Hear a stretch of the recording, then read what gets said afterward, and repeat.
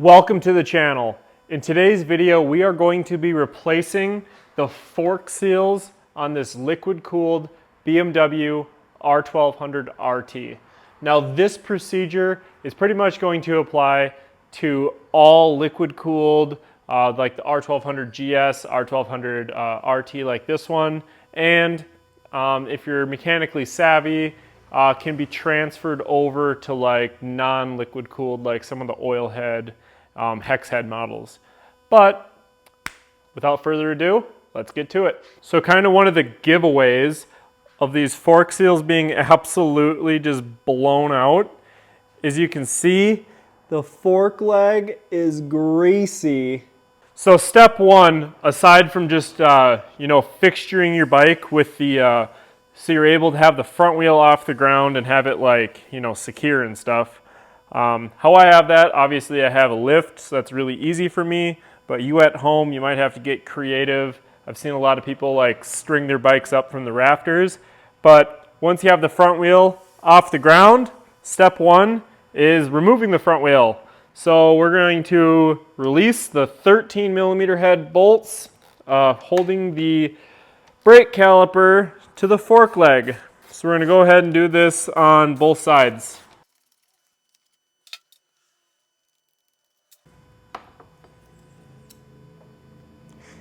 And then now is a really good time to check your pads. And what I like to use is use a reference. The thickness of a nickel is roughly the life of a tire. So this tire looks pretty brand new, and these brake pads look thicker than a nickel. So I'm going to say that these pads will last the life of this tire. And then doing the same thing on the other side of the wheel, releasing the caliper with the two 13mm head bolts. And as I stated before, I would say this pad right here is borderline, but the fork seals being blown out like they are, a lot of times what happens is the fork oil will make its way onto the brake rotor and then contaminate the brake pads. When the brake pads get contaminated with oil, it is time to replace them. So chances are, if you're doing a fork seal job, the side with the blown out fork seal, you should probably go ahead and just, as a preventative measure, replace your pads. And now releasing the axle with a 17mm socket. We'll go ahead and just release this bolt right here. And then the two T45s on the lower fork leg pinch bolts here.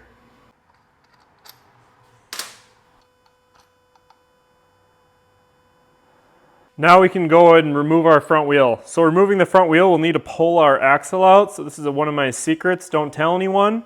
But I just thread the axle bolt in with like one or two threads, push the axle out with the palm of my hand, unthread that, come on over to the other side here. You can kind of shove your finger in the axle, and with a little bit of help, without any tools, you'll be able to get your axle out. And then we can just pull our front wheel right out from in here. We can then remove our front fender. So removing our front fender, super easy. It's supposed to be a T25, but this guy has a Phillips screw in there for whatever reason. Yeah, he has a Phillips screw on both sides, but then there's also some T25 screws up in the fender here.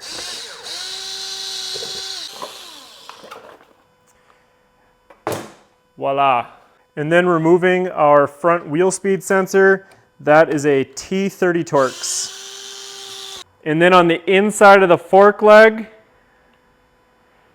right there, there's a little screw that kind of retains the little the wheel speed sensor, and that's a T20 Torx. And then we can go ahead and release these two T45s with the same bit or same socket that we used on the lower fork leg. Now you don't have to undo these all the way. Instead, you just have to loosen them up a little bit, just enough to slacken, and we should be able to turn this and lower our fork leg down and just kind of pull it straight down out of the tube.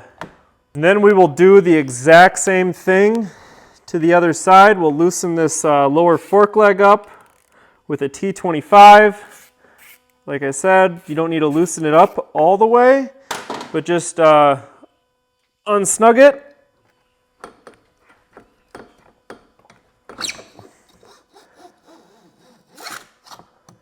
And then lower those down. So now what I do is just kind of turn the handlebars as far as you can to like full lock, just getting enough real estate to be able to release this lower fork leg. So get that fork leg out, and now this tube right here, you'll see the oil, just a little bit of oil dripping there, and then this tube here is going to be totally full of oil, so we can just pour it right into there. And that oil is actually looking pretty clean, at least a lot cleaner than I was expecting. Do the exact same thing to the other side. Turn it to the other way, full lock.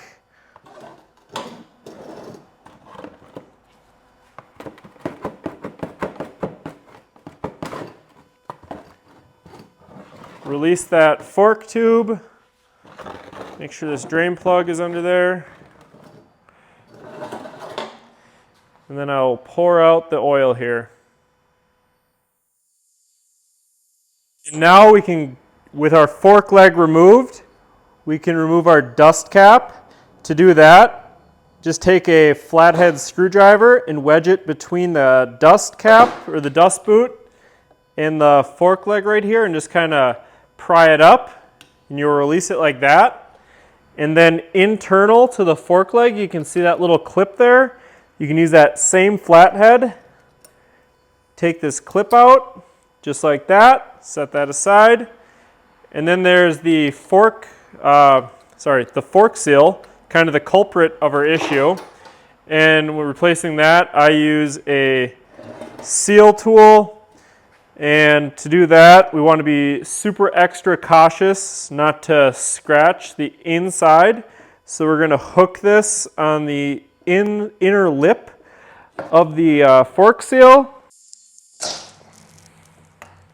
Just like that. Pull that out. And then inside here, there's a washer here.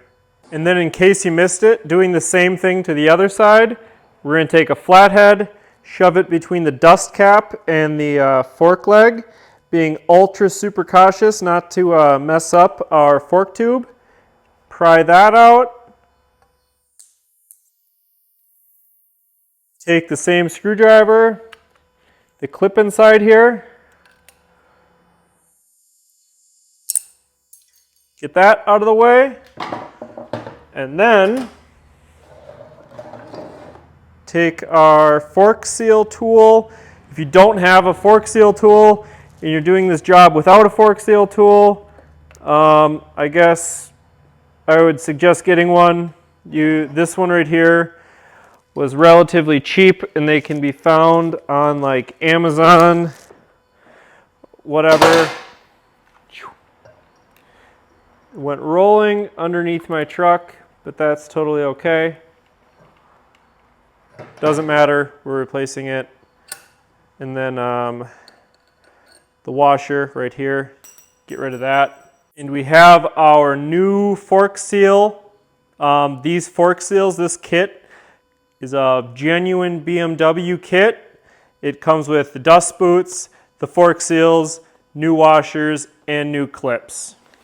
So I'm going to go wash my hands prior to installing this. I'll be right back. So then, with clean hands, just like we took it apart, we will put a new washer in there, and then take a towel and we'll just clean up both of our tubes here.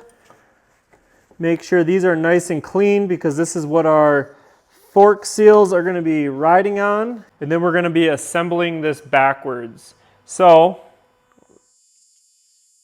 our dust seal is going to go on first. So we'll be very cautiously put our dust seal on. And We will do that on both sides here. And then our fork seal, as you can see, the fork seal is kind of like flush on one side. And then when you flip it around to the other, the inner part is kind of like recessed in. So we're going to put the flush side facing up. So that's just literally going to go over like that. We don't need to we don't need to worry about our little clippy quite yet, because we can easily put that on with the dust and fork seals installed. On the other leg, you can see the flush side here, the recessed side. Flush side is going to go up.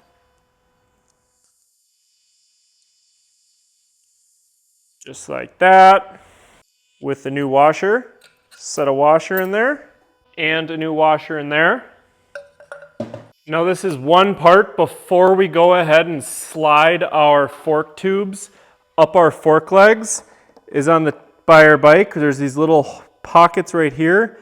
You might have to rotate the fork tube here in order to access this, but with a T20 Torx, we are going to poke our Allen in there and loosen this up. As you can see, it does rotate there.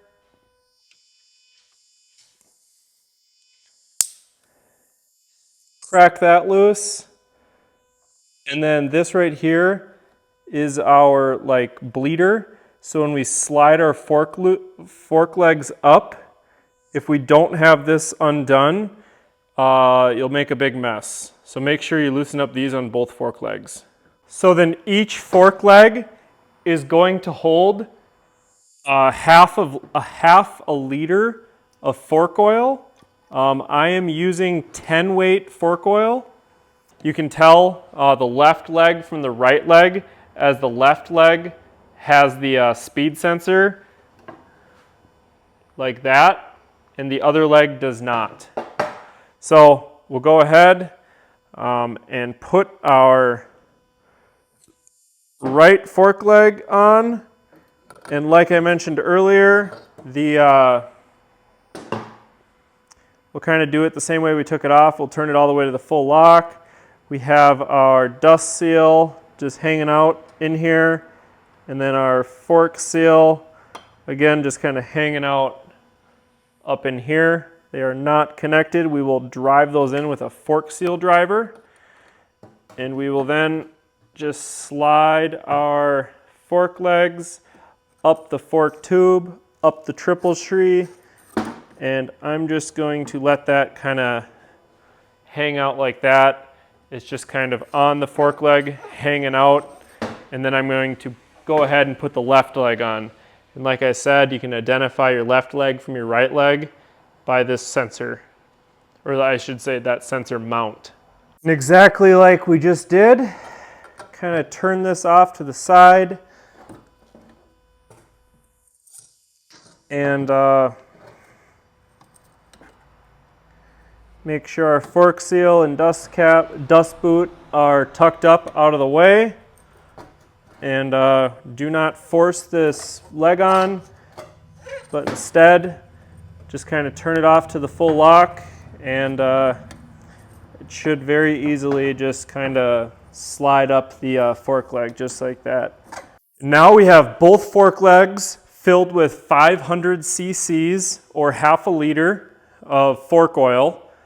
We have our dust cap up here on the fork tube and our fork seal right below that. Both of our washers are installed in our fork leg, so now we can go and we'll slide both of our fork legs, but not tighten quite yet. We're going to slide both of our fork legs up, and it's going to, if you see on your fork leg here, there's this little like lip right there. We're going to bottom that lip out right on this lower triple tree. So pretty easy. We're just going to slide this up. Orientation isn't absolutely critical yet, but we're going to try and shoot for our brake caliper mounts to be facing backwards, just like they were when you took them off. And this right here, you'll kind of have to twist and get it aligned. You can kind of, I don't know if you'll be able to see that, how it bottomed out right there. And we'll do the same thing on our left side. So we're going to slide this up.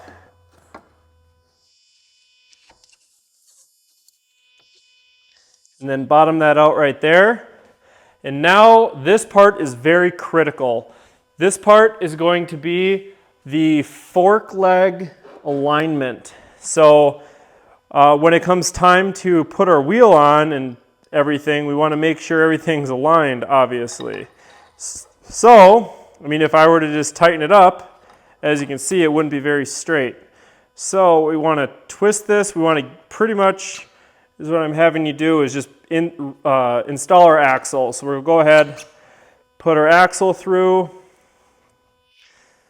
reinstall this bolt here. None of this stuff really needs to be tight, but at the same time, we want to get it, because this right here is basically making sure our fork legs are perfectly aligned.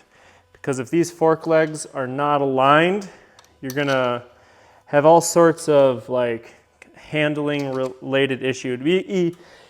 It'd be equivalent to the alignment being off in your car. You know, your bike's going to act a little funny. So this right here is just basically aligning your fork legs. Now that our fork legs are aligned, we have both our pinch bolts just snugged and our little axle nut here snugged. We're going to go ahead and torque up our pinch bolts here on our lower triple tree. So now I know we're super zoomed in, but what we're going to do is use a fork seal driver. And these fork seals don't require too much effort, but what we're doing is we are basically sliding the fork seal to its home. So now we're looking from the top side down, and you can see the fork seal is recessed a little bit down in the tube there. So what I did is I used a fork seal driver. If you don't have a fork seal driver at home, you can use a PVC pipe or kind of use like some makeshift something at home to basically just press that fork seal recessed down into the tube. I'll see if I can get a better angle for doing the left side. Okay, so what I have here is a fork seal driver. This is kind of a little special tool, and I'll see if I can get a good angle of me driving this fork seal in. So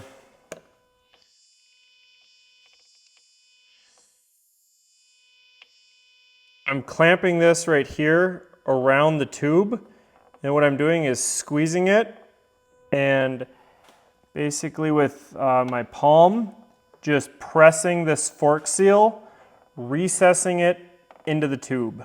So basically what I'm doing, looking from the top down, I'm using a fork seal tool, pushing down and getting that fork seal recessed down in that tube.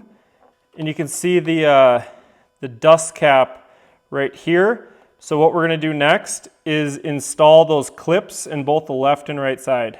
So now installing the clips on the left side, you can kind of slip it around the fork tube here, and then get it just around here. It's kind of hard to do one-handed, but get that clip down in there and kind of just work it around.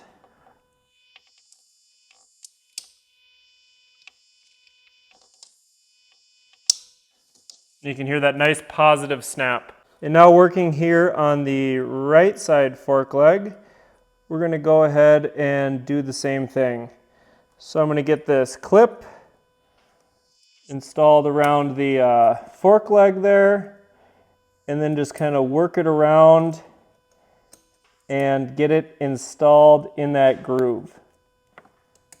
Go and reinstall, pushing down on our dust boot, making sure it's nice and flush with our fork leg here.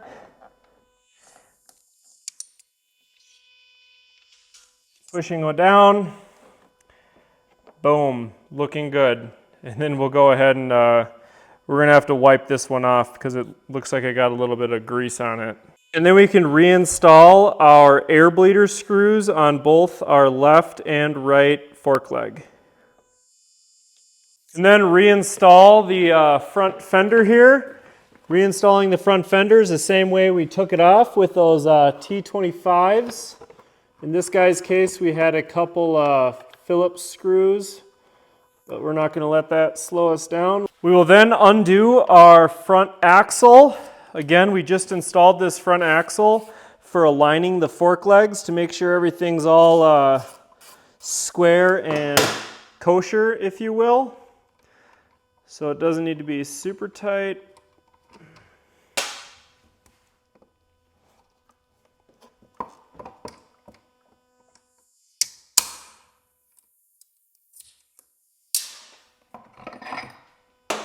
And then we're going to get our speed sensor bracket reinstalled. So if you remember, it's a T25 on the inside of the fork leg.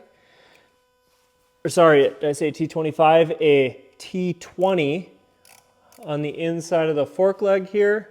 And then our speed sensor goes through that hole. And a T30 secures that in place. And then reinstalling our front wheel. Reinstalling our front wheel, super easy. We'll kind of get everything all aligned here.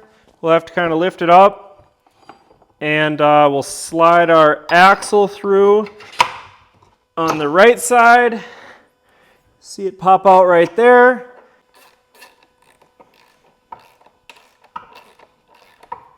And then we'll go ahead and tighten up our 2 pinch bolts. Now we can go and reinstall our brake caliper. So reinstalling our brake caliper, very similar to the way we took it off. Just like that. Put our bolts, caliper bolts through. And then you're going to want to make sure your speed sensor here is kind of routed correctly so it's not going to rub on your brake rotor or interfere with anything. And we'll go and torque these up. And then do the same thing over here on the right side. Thank you so much for watching. If you haven't already, please subscribe. And as always, have a safe ride.